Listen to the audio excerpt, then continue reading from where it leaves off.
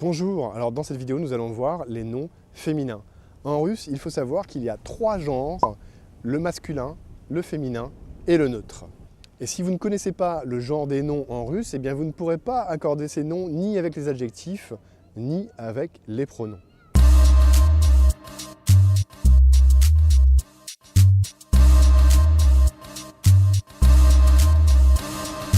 Et si on devait voir ce que ça pourrait donner en français si on se trompait comme ça sur le genre, ça donnerait quelque chose comme « ta appartement est toute petite » ou alors « ton chambre est très grande ». Alors autrement dit, ça peut faire rire, mais c'est aussi assez compliqué de vous comprendre si vous parlez comme ça en russe, comme vous pouvez l'imaginer. Dès la fin de cette vidéo, je vous invite à télécharger mon bonus gratuit qui vous donnera des compléments pour bien comprendre les genres masculin, féminin et neutre. Alors pourquoi c'est très important de bien comprendre le genre des noms et le féminin? Eh bien tout simplement parce que si vous n'avez pas la maîtrise du genre des noms, eh bien vous ne pourrez jamais apprendre les déclinaisons. Si vous voulez un jour apprendre les déclinaisons, ce qui est le cœur même de la langue russe, eh bien vous aurez besoin de connaître parfaitement le genre des noms. La bonne nouvelle, c'est que c'est plutôt facile et que ça prend à peine quelques jours, voire même quelques heures. Donc les noms féminins, en fait, ce sont tous les noms en russe qui se terminent soit par un A, soit par un Ya. Donc soit par la lettre A, soit par la lettre Ya. On va commencer tout de suite avec des exemples et avec le nom Kniga.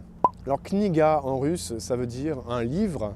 Et vous remarquerez qu'au passage, un livre en français, c'est du masculin, alors qu'en russe, Kniga se termine par un A et c'est donc un mot féminin. Ensuite, on va avoir Rossiya. Rossiya, c'est la Russie.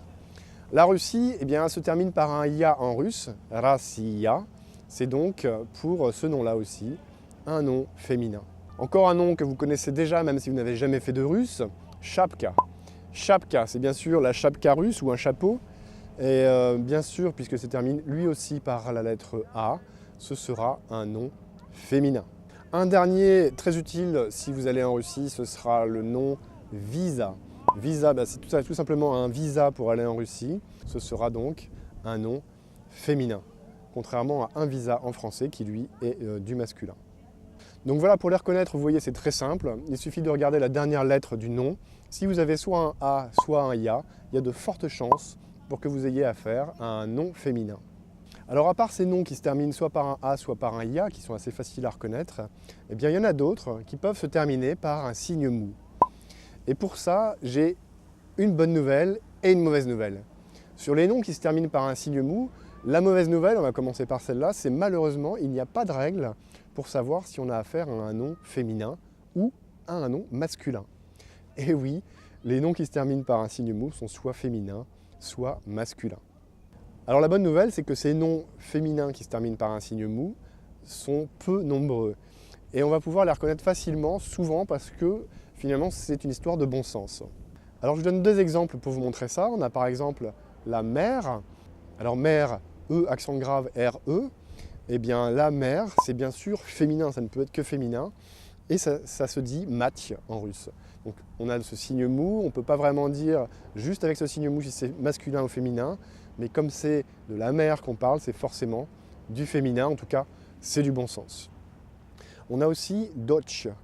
Dotch se termine, elle aussi, je vais dire, par un signe mou. Eh bien, dotch, c'est la fille. Si vous avez une fille, eh bien, vous avez une dotch. Et bien sûr, elle sera, elle aussi, du féminin. Alors, ce n'est pas toujours le cas, et il y en a quelques-uns qu'il faudra bien sûr apprendre.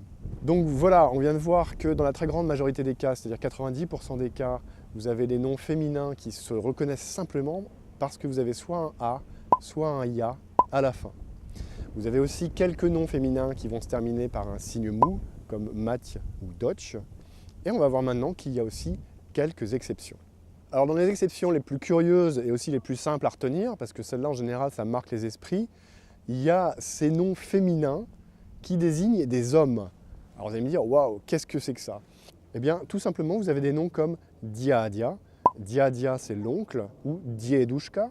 Diedushka, c'est le grand-père, donc ça désigne des hommes. On pourrait croire que c'est du féminin. Comme je vous l'ai dit, ce sont des exceptions. Et comme ce sont des hommes, en fait, ce sera du masculin. Donc même si Diadia et Dieduszka se termine par un A ou par un Ya, s'ils sont accompagnés d'un adjectif, et bien cet adjectif-là sera lui aussi, alors sera lui plutôt, au masculin. Tout simplement parce que les noms s'accordent en genre et en nombre avec les adjectifs et aussi avec les pronoms.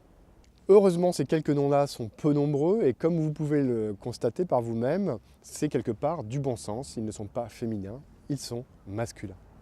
Et bien sûr, si vous souhaitez à partir de là aller plus loin, alors je vous invite à télécharger gratuitement le supplément qui est soit sous cette vidéo, soit dans la description, soit quelque part ici sur l'écran. Vous avez un lien pour télécharger un bonus gratuit qui vous permettra tout simplement d'avoir un complément d'information sur le genre des noms en russe.